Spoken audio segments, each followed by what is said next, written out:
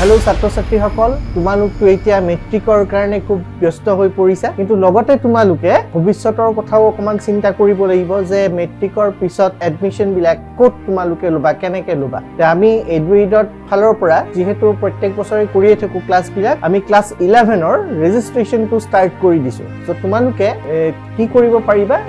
এডুইডৰ ৱেবসাইটত গৈ বা তুমালুকে ইয়াত ডাইৰেক্ট ফোন কৰি তুমালুকে ৰেজিষ্টাৰ বিলাক কৰি লব পাৰা আমি ক্লাছ 11 কালে স্টাৰ্ট কৰি দিম তোমালকৰ মেট্ৰিকৰ পিছতে স্টাৰ্ট কৰি দিম যাতে কোৰ্সটো আমি আগতীয়াকে সম্পূৰ্ণ কৰিব পাৰো আৰু লগতে ৰিভিজনো কৰিব পাৰো গতিকে আমাৰ ইয়াতে নতুন নতুন তোমালকে আৰু ভৱিষ্যতে বেলেগ বেলেগ পাই থাকিবা ক্লাছ 11 ৰ ভিতৰতে আমি আৰু নতুন নতুন কি কৰিব পাৰো কিন্তু সদ্যহতে আমি ক্লাছ 11 ৰ ৰেজিষ্ট্ৰেচন স্টাৰ্ট কৰি দিছো তোমালকে ৰেজিষ্টাৰ কৰি লোৱা আৰু তাৰ পিছত আমি ক্লাছ বিলাক স্টাৰ্ট কৰিম মেট্ৰিকৰ পিছত ঠিক আছে হেল্ল ছাত্ৰ ছাত্ৰী সকল আমি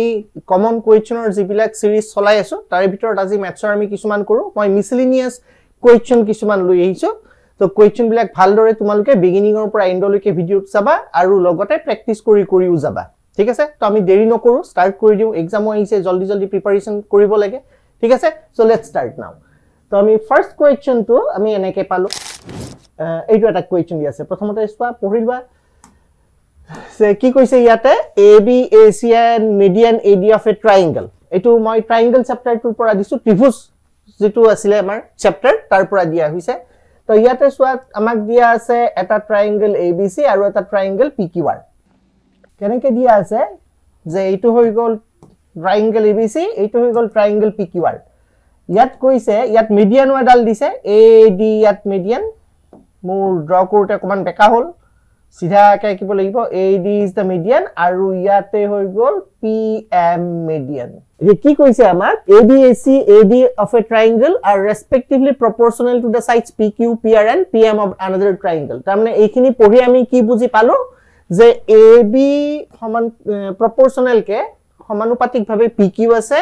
AC ৰ সমানুপাতিক ভাবে PR আছে আৰু AD ৰ সমানুপাতিক ভাবে PM আছে তাৰ মানে আমি কি লিখিব পাৰিম যে AB by PQ equal to AC by PR equal to AD by PM এইটো আমি লিখি দিব পাৰো এই কথাখিনিৰ পৰা এইখিনি ডিস্টিংক্ট হৈ পৰে এটা আমাক কৈছে কি যে এই অপচন গিটাৰ ভিতৰত কোনটো কাৰেক্ট অপচন উলাব এটো কিন্তু কিতাপৰে অংক মই বাহিৰৰ অংক দিয়া নাই অপচন বিলাক বেলেগ বেলেগ কি দিয়া হৈছে তো এতিয়া আমি কি চাম যে AB by PQ দিয়া আছে AB by PQ AC by PR and AD by PM তো আমি ফার্দার কেনেকে সিম্পলিফাই কৰিব পাৰি তো সাপোজ আমি এইটো যে D to AD মিডিয়ান বুলি কৈছে নহয় তাৰমানে D to মধ্যবিন্দু হৈ গল বা মিড পয়েন্ট হৈ গল সো মই D ৰ পৰা AC ৰ প্যাৰেলেল কে এডাল ৰেখা আঁকিলাম ইয়াৰ নামটো সাপোজ মই DE দিম সো D to হৈ গল BC সাইডৰ মধ্যবিন্দু আৰু DE যেতিয়া AC ৰ সমান্তৰাল হ'ব তাৰমানে E to AB ৰ মধ্যবিন্দু হৈ গল গতিকে এতিয়া E হৈ গল AB ৰ মধ্যবিন্দু ঠিক তেনেকে মই যদি M ৰ পৰা PR ৰ সমান্তৰাল কে ৰেখা এডাল আঁকি লওঁ তেনে হলে এইটাৰ নাম সাপোজ মই S দিলো তেন্তে মই কি ক'ব পাৰিম M হৈছে QR ৰ মধ্যবিন্দু আৰু MS PR ৰ লগত সমান্তৰাল তাৰমানে S কি হ'ব PQ ৰ মধ্যবিন্দু হ'ব লগতে কি হ'ব যে DE ইয়াত DE হৈ যাব AC ৰ আধা আৰু MS হৈ যাব PR ৰ আধা হাফ অফ PR আমি কেনেকৈ পাইছিলো ৰুলটো যে line segment joining the midpoints of two sides of a triangle is parallel to the third side and half the measure of the third side এটা ত্ৰিভুজৰ দুটা বাহুৰ মধ্যবিন্দু সংযোগী ৰেখাডাল তৃতীয় বাহুৰ সমান্তৰাল আৰু মাপত আধা হেইটো ৰুল আমি ইয়াত এপ্লাই কৰিলো সে DBC ৰ মধ্যবিন্দু DE হৈছে AC ৰ সমান্তৰাল তাৰমানে E হ'ব AB ৰ মধ্যবিন্দু এতিয়া মই কি লিখিব পাৰিম এই যে ইয়াতে AC লিখিছিলো এই AC টু যে লিখিছিলো মই AC ৰ জায়গাত লিখিব পাৰিম এতিয়া AC মানে হ'ব টুৱাইস D টু যদি ক্ৰস মাল্টিপ্লাই কৰি লৈ আহো এইটো হৈ গল টুৱাইস D আৰু PR মানে লিখিব পাৰিম টুৱাইস MS এখিনিলৈকে হৈ গল AD আৰু PM মই টাচ কৰা নাই নেক্সট কি হ'ব AB এতিয়া E to AB ৰ মধ্যবিন্দু হৈ গল E is the midpoint of AB গতিকে মই AB ৰ জায়গাত কি লিখিব পাৰিম ইয়াত লিখিব পাৰিম half of AE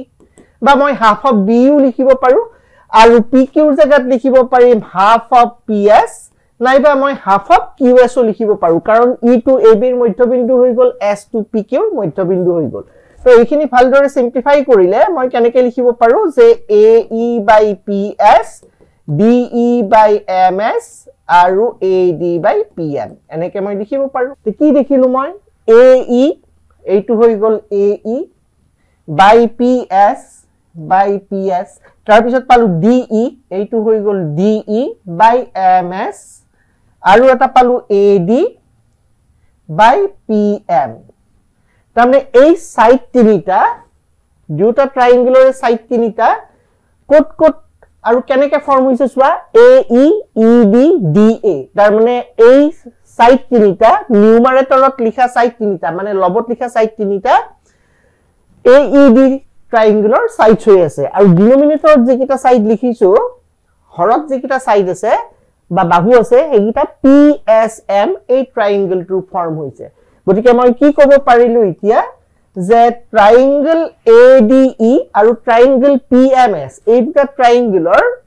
কৰেসপন্ডিং সাইডস বিলাক প্ৰপৰচনেল হৈ আছে সমানুপাতত আছে গতিকে মই এতিয়া ইয়াৰ পৰা ক'ব পাৰিম কি যে therefore ট্ৰায়াঙ্গল EADE আৰু ট্ৰায়াঙ্গল PMS ইহত দুটা হৈ গল সদৃশ ত্ৰিভুজ বা সিমিলাৰ ট্ৰায়াঙ্গল ইয়াতে সাইড বিলাক সোয়া নিউমাৰেটৰত যিকিটা সাইড লিখা হৈছে সেইকিটা এটা ট্ৰায়াঙ্গলত থাকিব ডিনোমিনেটৰত লিখা কিটা আনটো ট্ৰায়াঙ্গলত থাকিব সো AE DE আৰু AD এটা ফিগাৰত চাই লবা AE ED AD এটা AED ট্ৰায়াঙ্গল বা AD ট্ৰায়াঙ্গলৰ সাইড ঠিক তেনেকৈ PS MS PM PS MS PM PMS ট্ৰায়াঙ্গলটোৰ সাইড তে কি ইহতে কি বুজাইছে যে এই দুটা ট্ৰায়াঙ্গলৰ সাইডস বিলাক প্ৰপৰচনেটলি আছে তাৰমানে ট্ৰায়াঙ্গল দুটা হৈ যাব কি সদৃশ যেতিয়া আমি সাইড ওয়াইজ সদৃশ বুলি কওঁ বা সিমিলাৰ বুলি কওঁ ইয়াৰ পিছত আমি এংগুলাৰ কনসেপ্ট এপ্লাই কৰো তো সাইড ওয়াইজ সিমিলাৰ হল বা সদৃশ হল গতিকে আমি কোন এতিয়া কি এপ্লাই কৰিম মই এতিয়া এনেকৈ লিখিব পাৰিম যে EAD কোণটো SPM কোণৰ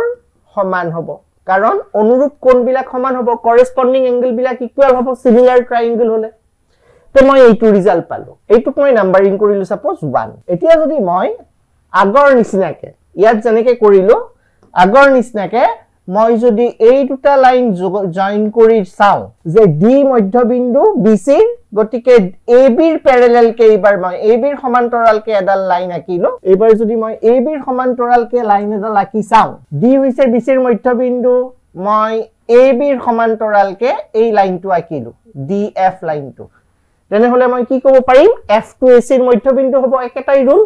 D হৈছে BC ৰ মধ্যবিন্দু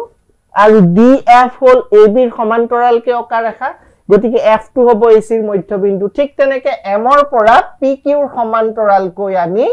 MT আঁকিলো সাপোজ তেতিয়া কি হ'ব T2 PR ৰ মধ্যবিন্দু হৈ যাব কাৰণ M হৈছে PQR ৰ মধ্যবিন্দু বা মিড পইণ্ট আৰু MS PR ৰ সমান্তৰাল বা প্যাৰেলাল গতিকে T2 হৈ গল PR ৰ মিড পইণ্ট তো এইটো ট্ৰায়াঙ্গলৰ পৰা আমি কি ক'ব পাৰো যে ট্ৰায়াঙ্গল ADF will be similar to the triangle PMT তো ইয়াৰ পৰা মই এতিয়া কি ক'ব পাৰিম যেতিয়া সিমিলাৰ বুলি কম তাৰমানে বাহু বিলাক সমানুপাতত থাকিব এইটোৰ নিচিনা একে হ'ব গতিকে মই এবাৰ কোণ ইকুয়াল ক'ব পাৰিম তাৰমানে অনুৰূপ কোণ বিলাক সমান তো অনুৰূপ কোণ এতিয়া মই কি লম ইয়াতে লম মই এতিয়া FAD বা DAF equal to ইয়াত পৰা মই লম MPT angle MPT এইটোক নাম্বাৰিং কৰিলো 2 তে প্ৰথমত কি পালো EAD কোনটো খৰ আছিল এই দুখৰ EAD আৰু ইয়াত পাইছিলো SPM ইয়াত পালো SPM নেক্সট ইকুৱেচনত কি পালো DAF মানে এইখিনি পাৰ্ট হৈ গল আৰু MPT মানে হৈ গল এইখিনি পাৰ্ট এতিয়া কি কৰিম ইকুৱেচন দুটা লক কৰি দিম ইকুৱেচন দুটা এড কৰি দিম যোগ কৰি দিম দিলে আমি কি পাম যে লেফট হ্যান্ড সাইডৰ লগত লেফট হ্যান্ড সাইডটো প্লাস হৈ গল দুটা ইকুৱেচন যেতিয়া এড কৰিম 1+2 কৰাৰ লগে লগে EAD আৰু DAF যেতিয়া এড হ'ল কি এংগল পাম EAD and DAF তেতিয়া মই A angle to পাম সো এইটো angle হৈ গল angle A হোল angle যেটো triangle ABC ৰ angle হয় তো মই এট এ টাইম হোল angle A বুলি লিখিলো নেক্সট ৰাইট হ্যান্ড সাইড দুটা যেতিয়া এড কৰিম SPM ইয়াত চোৱা SPM তাৰমানে এইখিনি পাৰ্ট আৰু প্লাস MPT এইখিনি পাৰ্ট যেতিয়া এই দুটা পাৰ্ট লক কৰি দিম এই দুটা এংগল যেতিয়া হোল এংগল P2 ফৰ্ম হৈ গল এই P এংগলটো গোটেই ট্ৰায়াঙ্গল PQR ৰ কোণ হয় গতিকে মই ইয়াতে পালো angle A equal to angle P তো এইখিনি পাল পোৱাৰ লগে লগে আমাৰ অংকটো সলভ হৈ যোৱা বুলি ক'ব পাৰো কেনেকে এতিয়া চোৱা ইয়াতে AB by PQ আৰু AC by PR দিয়া আছে তাৰমানে AB by PQ and AC by PR আমাক দিয়া আছে আৰু এই বাহু দুডালে ইনক্লুড কৰা এংগল দুটা A আৰু P আমি ইকুয়াল পালো তে সদৃশ ত্ৰিভুজত বা সিমিলাৰ ট্ৰায়াঙ্গলত আমি কি পাইছিলো যে যদি দুটা ট্ৰায়াঙ্গলৰ দুটা এংগল ইকুয়াল হয় আৰু সেই এংগল দুটাক ইনক্লুড কৰা সাইড বিলাক যদি প্ৰপৰচনেল হয় বা সমানুপাতত থাকে তেনে হলে ট্ৰায়াঙ্গল দুটা সদৃশ হ'ব বা সিমিলাৰ হ'ব তো ইয়াত এতিয়া চোৱা আমি AB by PQ আৰু AC by PR অলৰেডি পাই থৈ দিছো কোৱেশ্চনটো দিয়াই আছে তো আমি দুটা পাৰ্ট ললো আৰু লগতে এই সাইড দুটাই ইনক্লুড কৰা এংগল কেইটাও আমি পালো AB আৰু AC এ কোনটো এংগল বনাইছে AB আৰু AC ৰ মাজৰ এংগলটো A এইটো এংগল A আৰু PQ আৰু PR ৰ মাজৰ এংগল কোনটো PQ আৰু PR তাৰ মাজৰ এংগল হৈ গল P এই দুটা এংগল ইকুয়াল পালো তাৰ মানে মই কি ক'ব পাৰিম এতিয়া যে হোল ট্ৰায়াঙ্গলটোৰ ক্ষেত্ৰত ABC আৰু হোল ট্ৰায়াঙ্গল PQR ৰ ক্ষেত্ৰত আমি কি দেখিলো যে AB is proportional to PQ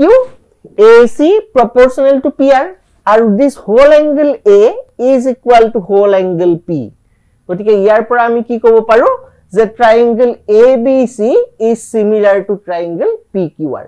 তো এইটো হৈ গল ইয়াৰ প্রুফটো মই একেলগে সাবজেক্টিভটো কেনেকে তোমালোকে লিখিবা হেতু লিখি দিম এইখিনি ক্যালকুলেশন পাৰ্ট তো এইটো হৈ গল তাৰ ৰিজাল্ট গতিকে প্ৰথমতে আমি সৰু সৰু ট্ৰায়াঙ্গল দুটা লৈ সিমিলাৰ দেখাই ললো আৰু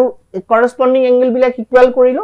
তাৰ পিছত মই গুটেই ট্ৰায়াঙ্গল ABC আৰু PQR লৈছো গতিকে ABC আৰু PQR ৰ জাগাত AB by PQ AC by PR তাৰমানে A আৰু P কোণ দুটা সংযোগ বনোৱা A আৰু P কোণ দুটা অন্তৰ্ভুক্ত কৰা বাহু কেইডাল আমি সমানুপাতত থকা বুলি ক'ব পাৰিলো গতিকে ত্ৰিভুজ ABC আৰু ত্ৰিভুজ PQR কি হৈ গল সদৃশ হৈ গল সো ইয়াৰ ৰিজাল্টটো হ'ব অপচন সি এটো আমাৰ বুকছৰ কোৱেশ্চন হয় নেক্সট কোৱেশ্চনটো লৈকে চাও আমি নেক্সট কোৱেশ্চনটো কি দেখিছো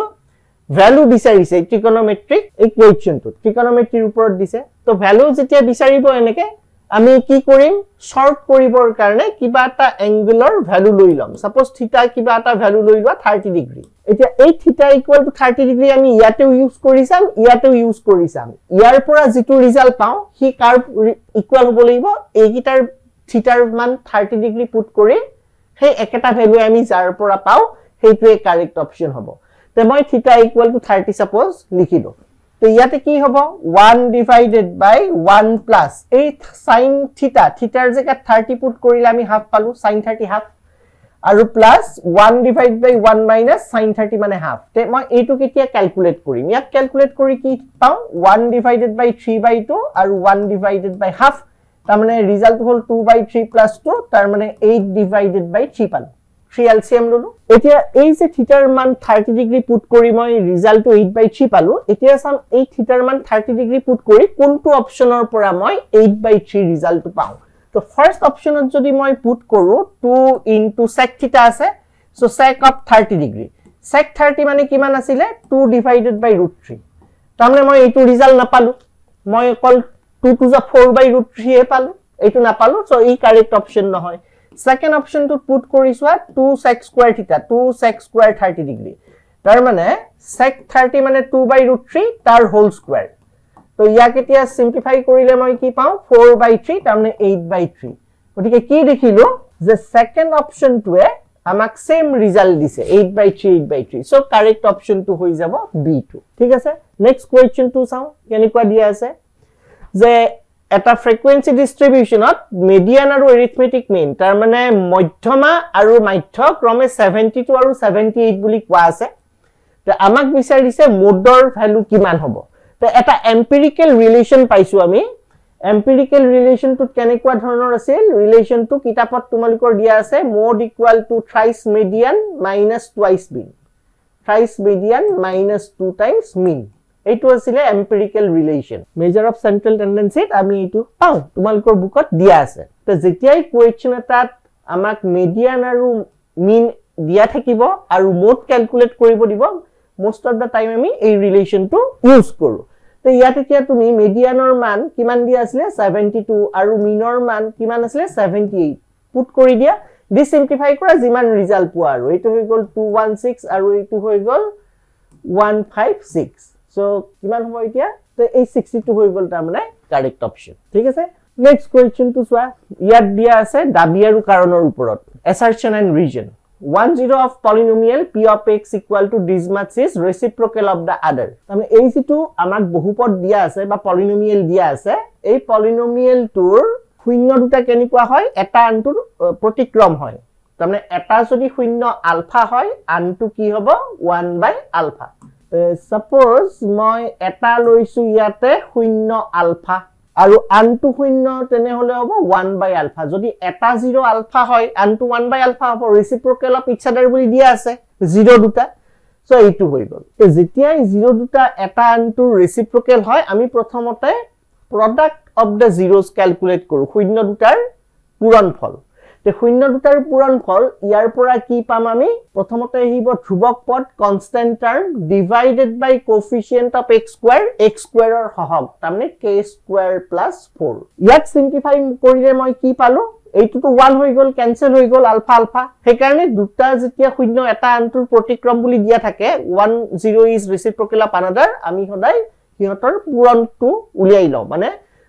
শূন্য দুটাৰ পূৰণফল বা প্ৰডাক্ট অফ দা জিৰোজ তো ইয়াৰ পৰা মই এতিয়া দেখিলো যে 4k বা k স্কয়াৰ প্লাস 1 এইটোটো 1 হৈ গল ক্ৰস মাল্টিপ্লাই কৰিলো এহিলে আমি পাম k square plus 4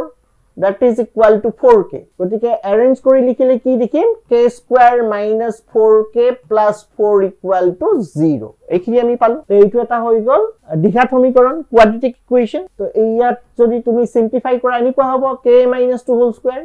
a minus b whole square তাৰমানে k এর মান টু 2 পালো তো ইয়াতেও টু দিয়া আছে k equal to 2 তাৰমানে আমাৰ দাবীটো কাৰেক্ট হৈ গল দাবীটো কাৰেক্ট এতিয়া চাম আমি কাৰণত কি দিছে if x minus a is a factor of p of x then p of a equal to 0 তাৰমানে আমাক কৈছে যে যদি x minus a p of x ৰ এটা উৎপাদক হয় তেনে হলে p of a এৰ মানটো 0 হ'ব তেনেকে কোৱা আছে এতিয়া ঘটনা হল ইয়াৰ লগত ইয়াৰ কানেকশনটো আছে নেকি তে এইটোটো হৈ গল এটা ৰুল এইটো আমি এটা ৰুল হিচাপে পাইছো ফ্যাক্টৰ থিওৰেমত কিন্তু এই ৰুলটো ইয়াত আমি একো কামত ইউজ কৰা নাই কিন্তু এই ৰুলটো কাৰেক্ট হয় কাৰণটো কাৰেক্ট হয় কিন্তু এই কাৰণটোৰ এই দাবীটোৰ লগত কোনো ৰিলেচন নাই অ্যাসাৰ্শনটোৰ লগত কোনো ৰিলেচন নাই তাৰমানে আমি এতিয়া কম যে ইয়াত অ্যাসাৰ্শনটো কাৰেক্ট আৰু ৰিজনটো কাৰেক্ট কিন্তু এই যেটো ৰিজন হৈছে it is not the correct explanation of that assertion সেইকাৰণে আমাৰ কারেক্ট অপশনটো কি হ'ব ইয়াতে both assertion and reason are correct and reason is not the correct explanation for assertion so দাবী আৰু কাৰণ দুটাই শুদ্ধ কিন্তু কাৰণটো দাবীৰ শুদ্ধ ব্যাখ্যা নহয় দুটাই নিজক নিজে ট্ৰু হয় এইটোও ট্ৰু কিন্তু ই হৈছে এটা থিওৰেম এই থিওৰেমটো কিন্তু এইটো সলভ কৰোতে আমি ইউজ কৰা নাই সো আমি অকল প্ৰপাৰ্টিজ অফ জিৰোজ হে এপ্লাই কৰিছো সেই কাৰণে ইয়াত আমাৰ কাৰেক্ট অপশনটো হ'ব বি তাৰমানে assertion আৰু reason দুটাই কারেক্ট হয় বাট reason is not the correct explanation of the assertion ঠিক আছে নেক্সট কোৱেশ্চন টু লৈকে গৈছো ইয়াত কি কৈছে two tangents TP and TQ are drawn draw কৰি লোৱা এটা সার্কেল আছে দুটা টেনজেন্ট একা হল TP and TQ এতিয়া আমাক OPQ ৰ ভ্যালু বিচাৰিছে সেন্টাৰ টু O বুলি কৈছে এইটো সেন্টাৰ O এতিয়া আমাক লাগে OPQ ৰ ভ্যালু তাৰ মানে এইটো হৈ গল OPQ এই আৰ ভ্যালু লাগে অপশন বিলাক সোয়া এবাৰ TQP এংগলত দিয়া আছে এবাৰ TPQ এংগলত দিয়া আছে p ৰ সহায়ত প্ৰকাশ কৰিছে OPQ মান এবাৰ Q এংগলটোৰ সহায়ত প্ৰকাশ কৰিছে এবাৰ P এংগলটোৰ সহায়ত প্ৰকাশ কৰিছে T এংগলটোৰ সহায়ত প্ৰকাশ কৰিছে তে কোনটো হ'ব ইয়াৰ ভিতৰত তে আমি সিম্পলি কেনেকে উলিয়াই লম যে আমাক লাগে OPQ আমাক যেটো বিচাৰিছে আমি হিটো উলিয়াই লম কিতাপৰে অংক হয় OPQ তে OPQ টুক তুমি কেনেকে লিখিব পাৰিবা এতিয়া চোৱা TP আৰু TQ হৈ গল পেয়াৰ অফ টেনজেন্টস এতিয়া পেয়াৰ অফ টেনজেন্টৰ ওপৰত OP কি হৈ গল radius through the point of contact of tangent স্পৰ্শকৰ স্পৰ্শবিন্দুৰ মাজেৰে ব্যাসাৰ্ধ OP হৈ গল তাৰ মানে কি হৈ যাব OP TP ৰ ওপৰত লম্ব হ'ব তাৰ মানে OPT কোণটো 90 ডিগ্ৰী হ'ব গতিকে মই এতিয়া OPQ হে মোক লাগে তো OPQ মানে মই কি লিখিব পাৰিম 90 degree minus angle TPQ OPQ মানে হৈ যাব 90 ডিগ্ৰী মাইনাস এংগল TPQ এই হোল পাৰ্টটো হৈ গল 90 ডিগ্ৰী কিয় কাৰণ OP is the radius through the point of contact of tangent OP হল স্পৰ্শকৰ স্পৰ্শবিন্দুৰ মাজেৰে অকা ব্যাসাৰ্ধ গতিকে OPT কোণটো 90 তাৰ ভিতৰত OPQ আমাক লাগে তাৰমানে OPQ টো হ'ব 90 ডিগ্ৰী মাইনাস TPQ তো মই তেনেকে লিখি ললো 90 ডিগ্ৰী মাইনাস TPQ তো ইয়াৰ পৰা আৰু কি পাব পাৰো স্টেপ মই হেইটো চাম যে 90 ডিগ্ৰী মাইনাস TPQ এতিয়া TPQ টুক মই কেনেকে লিখিম TPQ আমি জানো এটা সার্কুলার এক্সটার্নাল পয়েন্ট এটাৰ পৰা যেতিয়া পেয়াৰ অফ টেনজেন্টস ড্ৰ কৰিম তেনেহলে টেনজেন্টস দুডাল ইকুয়াল হয় যদি টেনজেন্ট দুডাল ইকুয়াল হয় তাৰমানে এইটো এটা TPQ এটা হৈ গল আইসোসেলেস ট্ৰায়াঙ্গল সমদ্বিবাহু ত্ৰিভুজ গতিকে ইহতৰ এই কোণ দুটা মানে ইকুয়াল সাইডৰ অপোজিট এংগলস কেইটাও ইকুয়াল হৈ যাব তো মই এতিয়া কি লিখিব পাৰিম TPQ বুলি যে কৈছে TPQ এইটো পাৰ্ট এইটো এংগল TPQ ৰ মানটো কি হ'ব এই TPQ ট্ৰায়াঙ্গলৰ 180 ডিগ্ৰীৰ পৰা যদি মই বাকি দুটা এংগল সাবট্ৰেক্ট কৰো তাৰ ইকুয়াল হৈ যাব অৰ্থাৎ TPQ বুলি ক'লে আমি লিখিব পাৰিম 180 ডিগ্ৰী মাইনাস TPQ ৰ জাগাত মই কি লিখিব পাৰিম angle PTQ plus angle PQT এইটো মই লিখিব পাৰিম 180 ডিগ্ৰী ট্ৰায়াঙ্গল টু লোৱা এতিয়া TPQ ট্ৰায়াঙ্গলৰ এটা ট্ৰায়াঙ্গলৰ এটা কোণৰ মাপ আমি কেনেকে লিখো 180 degree minus sum of the আদাৰ টু এংগলস তো 180 ডিগ্ৰী মাইনাস আদাৰ টু এংগলস কি হ'ব এটা এংগল হ'ব PTQ আৰু আনটো এংগল হ'ব PQT এইটো এংগল এই দুটা এংগলৰ সামটোক যদি 180 ৰ পৰা সাবট্ৰেক্ট কৰো এইটো এংগল পাই যাম এইখিনি মই এনেকে লিখিলো এতিয়া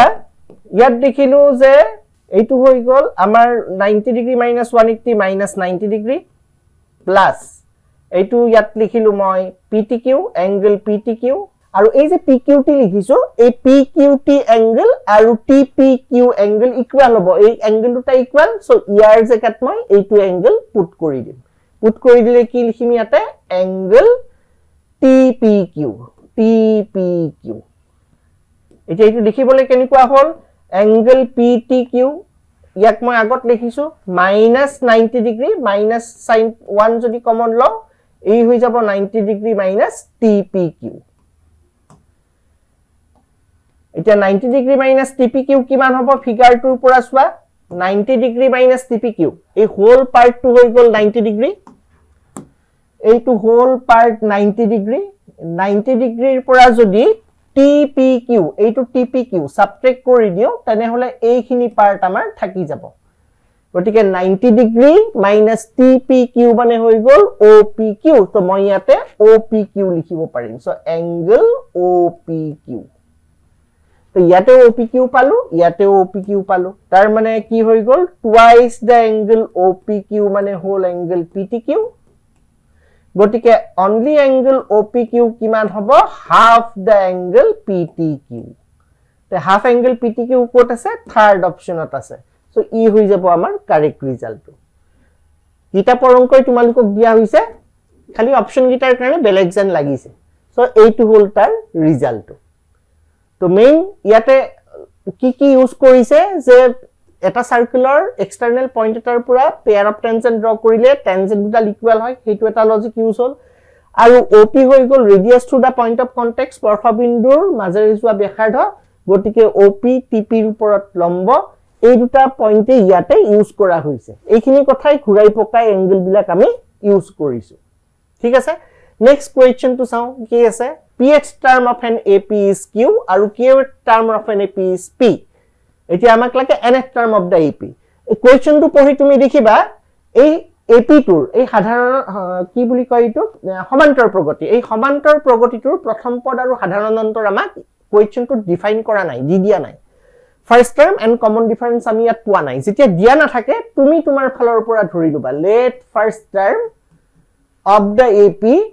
be A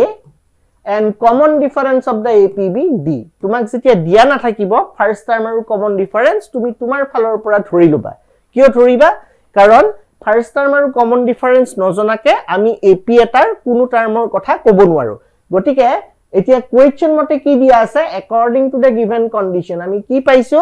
pH term is Q তে pH term বুলি কলে কি লিখো A plus P minus 1 whole thing D এটো হৈ গল pH term জনেকে nth termত A plus n minus 1 whole thing D লিখো so ই হৈ গল pH term A plus P minus 1 whole thing D এই pH term টো আমাক Q বুলি কৈছে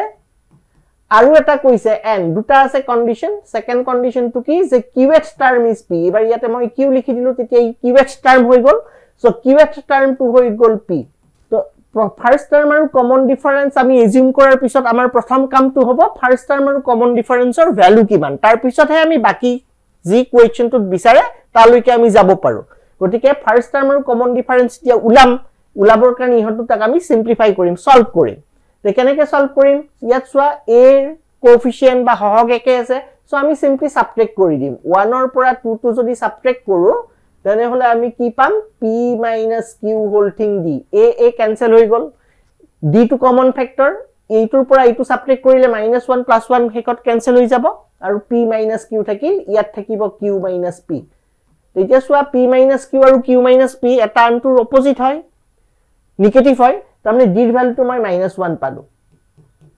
সেসোৱা মই d ৰ মানটো পাই গলো কমন ডিফাৰেন্স কি হ'ব জানিলো এতিয়া আমাৰ কাম থাকিল ফাৰ্স্ট টাৰ্মটো কি হ'ব গটিকে এই কমন ডিফাৰেন্সৰ যেটো ভ্যালু পালো সাধাৰণ অন্তৰৰ ইয়াৰ ভ্যালুটো যি কোনো এটা ইকুৱেশনত পুট কৰি দিম সাপোজ মই 1 ত পুট কৰি দিলো তো 1 ত পুট কৰিলে আমি কি পাম a + p - 1 whole into -1 d মানে -1 আছিল আৰু ইয়াৰ ভ্যালুটো হৈ গল q তো ইয়াৰ পৰা মই এতিয়া a ৰ ভ্যালু উলিয়াম তো এইখিনি পাৰ্ট ইফালে লৈ আহা কিমান হ'ব p + q - 1 p - 1 ইয়াত আহিব প্লাস q আগৰ পৰা আছে দ্যাট মিন্স p + q - 1 এই যে ফাৰ্স্ট টাৰ্ম আৰু কমন ডিফাৰেন্স জানিলো এতিয়া আমাক কোৱেশ্চনটোত যি বিচাৰে হেই উলাব পাৰিম কি বিচাৰিছে কোৱেশ্চনটোত nth টাৰ্মটো বিচাৰিছে সো nth টাৰ্ম কি হ'ব এতিয়া therefore an is equal to nth টাৰ্মৰ ফৰ্মুলাটো আমি জানো a + n - 1 whole thing d যেতিয়া কোৱেশ্চন সলভ কৰিবা অবজেক্টিভ এইবিলাক লিখি নাথাকিবা ফৰ্মুলাৰ জায়গাত যিবিলাক ভ্যালু পাইছা হেবিলাক লিখিবা তেতিয়া তোমাৰ টাইমটো বাচিব তো এতিয়া a মানে হৈ গল p + q - 1 n - 1 as it is থাকিব d মানে হৈ গল -1 সো সিম্পলিফাই কৰিলে কি পাম p + q - 1 plus -n + 1 so +1 - 1 cancel হৈ গল তাৰমানে আনসাৰটো পালো p + q - n so correct অপশনটো আমাৰ হৈ গল অপশন বি ঠিক আছে নেক্সট কোৱেশ্চনটো কেনেকৈ দিছে ইয়াত কৈছে which constant must be added and subtracted to solve the quadratic equation this by the method of completing the square তাৰমানে বৰ্গ সম্পূৰণ পদ্ধতিৰে যেতিয়া আমি এটা quadratic equation বা দ্বিঘাত সমীকৰণ সমাধান কৰো তেনে হলে কি ধ্ৰুবক পদ আমি যোগ আৰু বিয়োগ কৰিব লাগিব যেতিয়া আমি বৰ্গ সম্পূৰণ পদ্ধতি ইউজ কৰো পাইছিলা নহয় যে প্ৰথমতে পাৰফেক্ট স্কয়াৰ বা পূৰ্ণবৰ্গ বনাই লব লাগে a + b হোল স্কয়াৰ বা a - b হোল স্কয়াৰ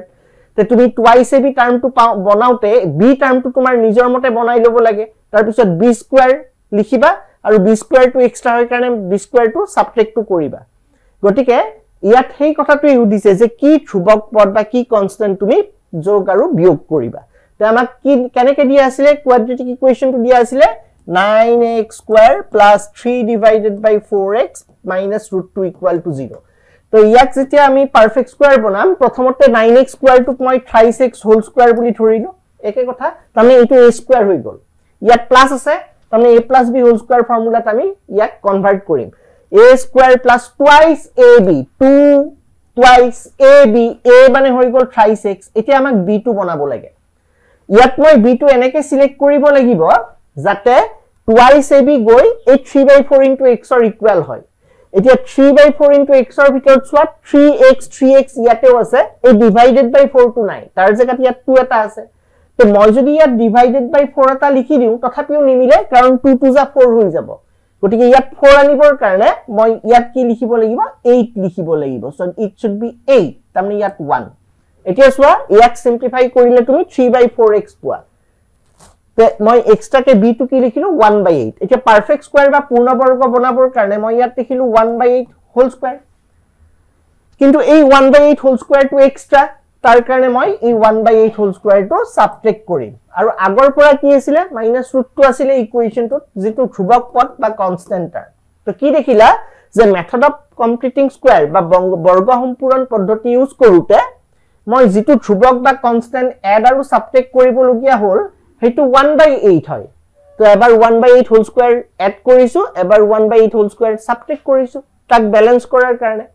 তাৰ মানে আমাৰ কাৰেক্ট অপশনটো হ'ব 1/64 1/8 হোল স্কয়াৰ মানে 1/64 তাৰমানে এই 1/64 এই ধ্ৰুৱকটো আমি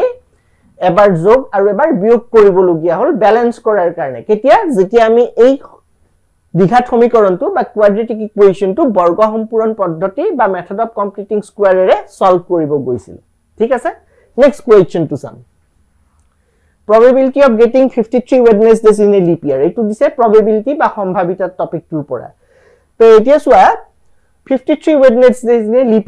year বা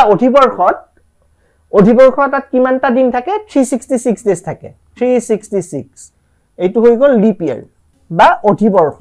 অধিবৰ্ষ এটাত থাকে 366 ডেজ the 366 ডেজ যদি মই 7 এৰে ডিভাইড কৰো 7 ডেজ a week এটা সপ্তাহত 7 দিন থাকে 7 দিনেৰে যদি ডিভাইড কৰো ইয়াতে কি পাম 52 উইকস পাম 52টা সপ্তাহ আৰু লগত দুটা দিন থাকি যাব 2 ডেজ 366 দিনত 52টা সপ্তাহ থাকে তাৰ মানে কেনেকৈ পালো 366 ডেজক 7 ডেজৰে ডিভাইড কৰিলো যেটো কোৱেশ্চন হ'ব ভাগফল হি আমাক দিব সপ্তাহৰ সংখ্যা নাম্বাৰ অফ উইকস আৰু বাকি থাকি গল 2 ডেজ তাৰ মানে এক্সট্ৰাকে কমপ্লিট 52 উইকস হোৱাৰ পিছত দুটা দিন এক্সট্ৰাকে থাকি গল এতিয়া চোৱা এই 52 উইকস বুলি যে কৈছে তাৰমানে ইয়াতে 52টা বুধবাৰ অলৰেডি সোমাই আছে 52 উইকস মানে এই 52 উইকসত 52 ওয়েডনেসডে সোমাই আছে আমাক কোৱেশ্চনটো বিচাৰিছে 53 ওয়েডনেসডেজ তাৰমানে এই 53rd যেটো ওয়েডনেসডে সেই ওয়েডনেসডে ক'ত সোমাই থাকিব এই 2 ডেজ যে এক্সট্ৰাকে পালা এই 2 ডেজৰ যেটো সেট হ'ব এই 2 ডেজৰ সেটটোৰ ভিতৰত কৰবাত সোমাই থাকিব ঠিক আছে এতিয়া আমি এই 2 ডেজৰ সেটটোহে আমি ষ্টাডি কৰিম কাৰণ ইয়াতটো আমি 52 উইকস গোটা গটিকে পাই গলো তে এই 2 ডেজৰ উইকসটো এতিয়া 2 ডেজৰ যেটো সেট এই সেটটো তেতিয়া কি থাকিব ডেজ তে কি হ'ব পাৰে so those two extra days maybe কি হ'ব পাৰে হয় সানডে হ'ব নাইবা মানডে হ'ব দুটা দিন এই দুটা হ'ব পাৰে নাইবা হ'ব পাৰে Monday and Tuesday otherwise Tuesday Wednesday then Wednesday Thursday Friday Saturday or Saturday Sunday ইহতৰ ভিতৰত কিবা এটা হ'ব তো এইটো হৈ গল এই বাকি দুটা দিনৰ সংহতিটো সেটটো তে এই দুটা দিনৰ ভিতৰতহে কিবা আহিব পাৰিব যেহেতু আমি এই সেটটোহে আমি ষ্টাডি কৰিম তো ইয়াত এতিয়া আমি কম যে total number of outcomes of the experiment কিমান হ'ব 1 2 3 4 5 6 7 তাৰ মানে পৰীক্ষাটোৰ মুঠ ফলাফলৰ সংখ্যা হৈ গল 7 ইয়াৰ পিছত আমাক বিচাৰিছে ওয়েডনেসডে পোৱা ইয়াত ওয়েডনেসডে কিমানটা আছে কিমান দেখিছা এটা হ'ব পাৰে টিউজডে ওয়েডনেসডে সেই দিন দুটা নাইবা হ'ব পাৰে ওয়েডনেসডে থাৰ্সডে সেই দিন দুটা গতিকে আমি কিমানটা পালো ইৰ সপক্ষে ঘটিত ফলাফলৰ সংখ্যা কিমানটা দেখিলো 1 2 দুটা দেখিলো এই দুটা দিনত বাহিৰে বাকি দিনত আমি ওয়েডনেসডে বা বুধবাৰ দেখিবলৈ নাপাও গটিকে কি ক'ব পাৰিম এতিয়া যে ইৰ সপক্ষে ঘটিত ফলাফলৰ সংখ্যা outcomes related to event E কিমান হ'ব 2 হ'ব আৰু number of outcomes related to the event E হৈ গল 2 আৰু total number of outcomes হৈ গল 7 গটিকে probability of getting 52 Wednesdays এতিয়া কি তুমি পাবা total outcome পালো 7 এই 7টা দিন 7 7টা সেটটোত 7টা দিনৰ দুটা এক্সট্ৰা দিনৰ যেটো সেট হ'ব তাত এনেকে থাকিব তোমাৰ 7টা এলিমেন্ট আৰু ওয়েডনেসডে থকাকে কিমানটা পালা ইভেন্ট সেটটোত মানে যেটো ঘটনা লৈছিলা যে ঘটনাটোত অকল দুটাহে তুমি ফলাফল পাইছা তো ইয়াত আহিব 2 সেই কাৰণে এটা অধিবৰ্ষত 53টা বুধবাৰ পোৱাৰ সম্ভাৱিতা হ'ব 2/7 so probability of getting 53 Wednesdays in a leap year is 2/7 এতিয়া ইয়াত মই Wednesday দিছো তোমাক Monday দিব পাৰে Tuesday দিব পাৰে Thursday Friday Saturday যি কোনো দিব পাৰে কোৱেশ্চন এটা বনাবৰ কাৰণে ইয়াত Wednesday দিয়া হৈছে তো তাত ৰিজাল্টটো হ'ব 2/7 ঠিক আছে নেক্সট কোৱেশ্চন টু চোৱা TP and TQ are two tangents to a circle with center O আগৰ নিচিনাকৈ দিছে TP and TQ এইটো suppose TP এইটো হৈ গ'ল TQ TP and TQ are the two tangents to a circle with center O center to হৈ গ'ল O ইয়াতে POQ equal to 110 দিছে ইয়াত POQ হৈ গ'ল 110 আমাক বিচাৰিছে কি angle PTQ angle to কিমান হ'ব এতিয়া চোৱা যেতিয়া এটা সাৰ্কুলৰ বাহিৰৰ পইণ্ট এটাৰ পৰা আমি পেয়াৰ অফ টেনজেন্ট ড্ৰ কৰো স্পৰ্শকৰ জোৰ আকো তেনেহলে স্পৰ্শকৰ জোৰ দুটা কি হ'ব স্পৰ্শক দুটা ইকুৱেল হয় আৰু O হৈছে বৃত্তটোৰ কেন্দ্ৰ বা centre of the circle so O পৰা যেতিয়া পইণ্ট অফ কন্টাক্ট P ৰ ওপৰত কানেক্ট কৰিম O পৰা যেতিয়া P কানেক্ট কৰিম O hall centre P is the point of contact of the tangent তেনেহলে OP PT ৰ ওপৰত পাৰপেন্ডিকুলাৰ বা লম্ব হ'ব তাৰমানে OPT হৈ গ'ল 90 ডিগ্ৰী ঠিক তেনেকৈ Q is the point of contact of the tangent TQ at Q and OQ is the radius through the point of contact Q that means OQ is perpendicular to TQ so this angle OQT is also 90 degree T বিন্দুৰ পৰা Q বিন্দুত অকা স্পৰ্শ হৈ গ'ল TQ আৰু স্পৰ্শ বিন্দু Q ৰ মাজেৰে যোৱা ব্যাসাৰ্ধ হৈ গ'ল OQ গটিকে OQ টু হ'ব TQ ৰ ওপৰত লম্ব তাৰমানে ইও 90 ডিগ্ৰী হৈ গ'ল এতিয়া তুমি এই চতুৰ্ভুজটো অবজাৰ্ভ কৰা POQT এই চতুৰ্ভুজটোৰ দুটা অপোজিট যেটা ভাৰ্টেক্স আছে P and Q opposite vertices form হোৱা কোণ দুটাৰ যোগফল কিমান দেখিছা 180 so sum of the angles at the opposite vertices of this quadrilateral is 180 degree এই চতুৰ্ভুজটোৰ বিপৰীত কোণ দুটাৰ সমষ্টি আমি পালো 180 ডিগ্ৰী তাৰমানে চতুৰ্ভুজটো কি হ'ব চক্ৰীয় চতুৰ্ভুজ that means this quadrilateral is cyclic quadrilateral and in case of cyclic quadrilateral আমি কি জানো the sum of the opposite angles is 180 degree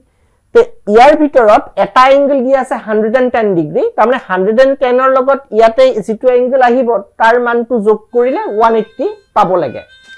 তো এতিয়া 110 ডিগ্ৰীৰ লগত কি যোগ কৰিলে 180 পাম 70 তাৰমানে এই এংগল PTQ ৰ মানটো হৈ যাব 70 ডিগ্ৰী তে 110 + 70 = 180 ডিগ্ৰী সো আমাৰ PTQ কোণৰ মানটো কিমান হৈ যাব এতিয়া 70 ডিগ্ৰী ঠিক আছে নেক্সট আৰু কি আছে value of k for which the points these 3 points are collinear k এর কি মানৰ কাৰণে এই বিন্দু তিনিটা একৰেখীয় হ'ব তে বিন্দু তিনিটা আমাক দিয়া আছিল 8 1 তে মই এটো x1 y1 বুলি ধৰিলো k মান k আৰু মাইনাস ফৰক x2 y2 ধৰিলো আৰু এইটোক মই x3 y3 মেন্টালি এনেকে ধৰি ললো এতিয়া collinearityৰ কন্ডিশনটো কি আছিল যে তিনিটা বিন্দু collinear হ'ব 3 points will be collinear if x1 holding y2 minus y3 plus x2 holding y3 minus y1 plus x3 holding y1 minus y2 is equal to 0 এইটো হৈ গ'ল আমাৰ collinearity condition যেহেতু collinear হয় বুলি কোৱাই আছে তাৰমানে মোক k এৰ ভ্যালু বিচাৰিছে তে এতিয়া মই ইয়াতে এই ৰেসপেক্টিভ ভ্যালু কিটা পুট কৰিম পৰীক্ষাত এইটো আমি মেন্টালি মনত ৰাখিব লাগিব ইয়াৰ জাগাত ভ্যালু বিলাক পুট কৰিম সো মই এতিয়া x1 মানে ধৰিছিলো 8 y2 মানে হৈ আছিল -4 y3 মানে হৈ আছিল -5 x2 মানে হৈ গল k y3 মানে হৈ গল -5 y1 মানে হৈ গল 1 আৰু x3 মানে হৈ গল 2 y1 মানে 1 আৰু y2 মানে -4 এইখিনি মই পালো তে ইয়াৰ ভ্যালুটো 0 হ'ব লাগে 0 হলে k এৰ ভ্যালু কি হ'ব হেতু আমাক লাগে যেহেতু collinear বা একৰেখীয় বুলি কোৱাই আছে তাৰমানে ইয়াৰ ৰিজাল্টটো 0 হ'বই তে k এৰ মানটো আমাক লাগে তো তুমি এতিয়া k এৰ মান এইটো লাইনৰ পিছত অপচন ইউজ কৰিব পাৰা নাইবা এটা লাইন ভালদৰে লিখি লব পাৰা ইয়াৰ পৰা এইটো হৈ গল 8 এইটো হৈ গল -6 কে আৰু এইটো হৈ গল কিমান 5 to 10 তে মই দেখিলো 10 + 8 18 হয় গতিকে k এর ভ্যালু কি পুট কৰিলে আমি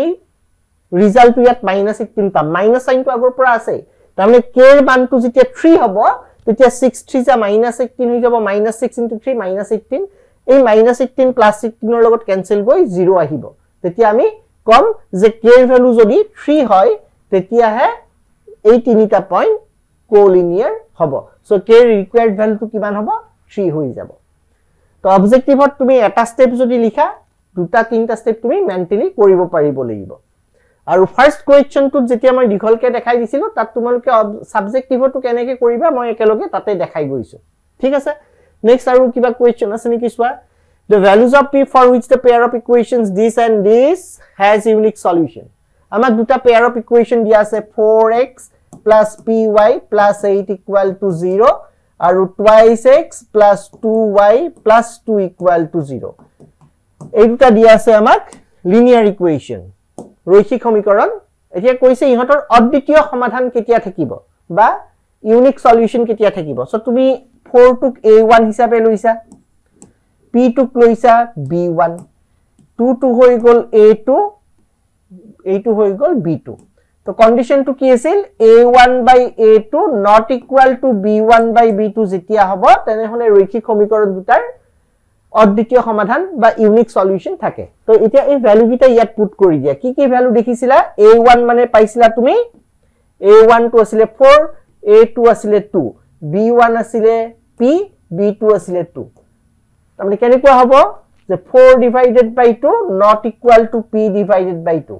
2 to cancel হৈ গল তাহলে p not equal to 4 পাই গলো তো আমাৰ কারেক্ট অপশনটো হ'ব p not equal to 4 so এনেকৈ আমি অবজেক্টিভ কোৱেশ্চন বিলাক সলভ কৰো ভিডিওটো কমপ্লিট চাবা আৰু মই ফাস্ট কৰি গৈছো কথাখিনি সময়ৰ কাৰণে তোমালোকে কোৱেশ্চনটো বুজাৰ পিছত পঢ়াৰ পিছত পজ কৰি পেলাই নিজে প্ৰেক্টিস কৰি উলিয়াই লবা তাৰ পিছত আকৌ সলিউশনটো চাবা ঠিক আছে bye bye then see you in the next